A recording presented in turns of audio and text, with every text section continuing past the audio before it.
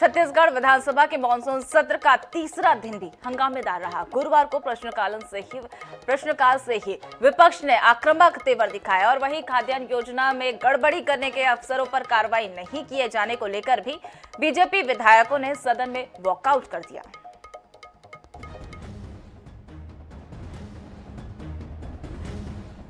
विधानसभा में प्रश्नकाल में खाद्यान्न योजना में हुई अनियमितता का मामला उठाते हुए बीजेपी विधायक सौरभ सिंह ने पूछा कि खाद्यान्न में अनियमितता के संबंध में 24 मार्च 2023 तक की रिपोर्ट आने के बाद किन किन अधिकारियों के खिलाफ कार्रवाई की गई।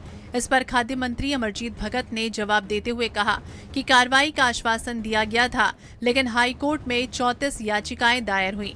अब हाईकोर्ट के निर्णय के बाद ही स्टॉक वितरण में अनियमितता की सही मात्रा और दोषी व्यक्तियों की अंतिम संख्या का निर्धारण होगा। आगे भी कहा कि रमन सिंह ने केंद्र को 2 चिट्ठी लिखी थी। केंद्र की टीम आई जिसने कहीं कोई गड़बड़ी नहीं पाई।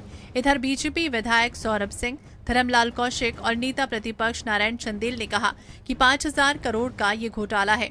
विधायकों ने अनियमितता पर कार्रवाई न करने पर सवाल उठाए। इसके साथ ही हंगामा होने लगा।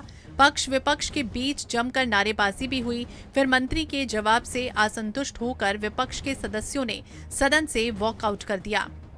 हमारा ये कहना था कि जहां पर ये गलती आई है कि राशन जमा हुआ है, पैसा जमा हुआ है, इसका ये मतलब कि अतिरिक्त राशन दिया गया था, तो वो अधिकारी कर्मचारी जिसके दस्तखत से कोटा रिलीज होता है राशन दुकान के लिए, वो अधिकारी कर्मचारी के ऊपर क्यों कार्रवाई नहीं कर रहे? 5100 करोड़ रुपए के जो घोटाला चावल में जो किया गया है, और ये तथ्य सामने आ रहे हैं कि बिलासपुर में जिस प्रकार से दुकान को निलंबित किया गया है, FIR किया गया है, रायपुर में जिस प्रकार से किया गया है, अंबिकापुर में किया गया है, तो ये मामला प्रमाणित हो रही है कि बड़े स्तर पर घोटाला किया गया है। पीडीएस स्टॉक सत्यापन के प्रकरण में कार्य में लापरवाही बरतने के कारण जिनको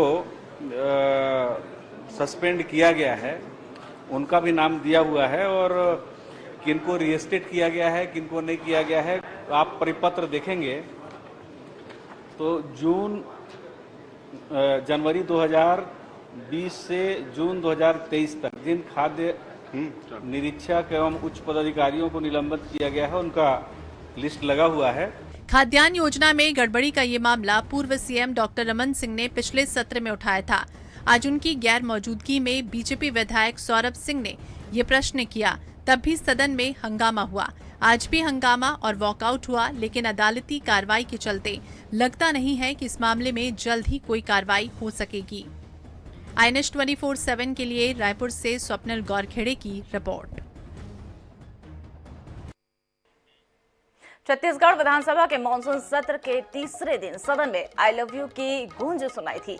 बीजेपी विधायक अजय चंद्राकर ने मंत्री कवासी लखमा और सीएम बघेल को आई लव यू कह दिया है और इसके बाद मुख्यमंत्री भूपेश बघेल ने भी चुटकी ली। उन्होंने कहा कि अजय जी कल मेरे चेहरे की तारीफ की थी और आज लखमा को आई लव यू बोल रहे हैं। मुख्यमंत्री के जवाब के बाद सदन ठहाकों से गूंज उठा था। उसके बाद कांग्रेस विधायक अरुण वोरा और बीजेपी विधायक पुन्नालाल मोहले ने भी आई लव यू कहकर उनके द्वारा राग आलपा गया था और इसी मसले पर सदन में हास परिहास चलता रहा।